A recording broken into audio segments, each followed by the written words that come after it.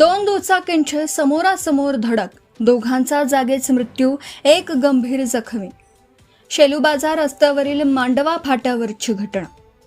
नागपूर ते संभाजीनगर महामार्गावरच्या शेलूबाजार रस्त्यावरील मांडवा फाट्यावर बुधवार 20 मे सायंकाळच्या सुमारास दोन दुचाकींचे समोरासमोर जोरदार धडक होऊन दोघांचा जागीच मृत्यू झाला, तर एक जण गंभीर जखमी झाला.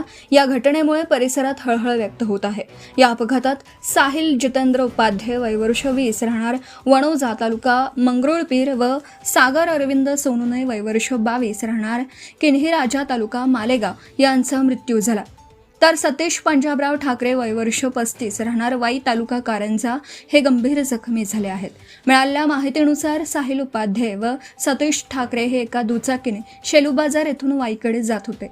त्याचवेळी सागर सोनूने हा विरुद्ध दिशेने आपल्या गावी भरधाव वेगाने जात असताना दोनही दुचाकींची समोरासमोर धडक झाली. अपघाताची तीव्रता एवढी भीषण होती की दोनही वाहन चालकांच्या डोक्याला गंभीर दुखापत होऊन त्यांचा घटनास्थळीच मृत्यू झाला.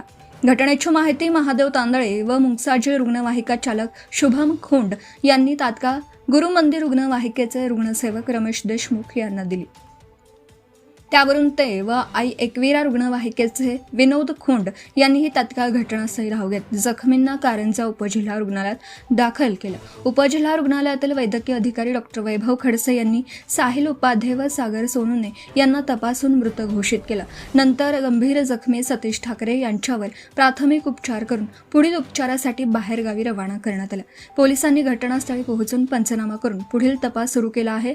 दरम्यान घटनेतील मृतक साहिल उपाध्याय व जखमी सतीश ठाकरे हे भारतीय जनता पक्षाचे कारंजा तालुका अध्यक्ष अमोल ठाकरे यांचे अनुक्रमे भाचा व भाऊ असल्याची माहिती समोर आली आहे. घटनेची माहिती मिळताच दोनही कडच्या नातेवाईकांनी उपजिल्हा रुग्णालय परिसरात मोठी गर्दी केली होती. कुटुंबियांचा आक्रोश हृदय हेलवणारा होता. धुमाकूळ महाराष्ट्र न्यूज, आरिफ पोपटे, कारंजा. आपल्या परिसरातील ताज्या आणि महत्त्वाच्या बातम्या पाहण्यासाठी आजच आपल्या धुमाकूळ महाराष्ट्र न्यूजला YouTube वर सबस्क्राईब करा आणि बेल आयकॉन प्रेस करा.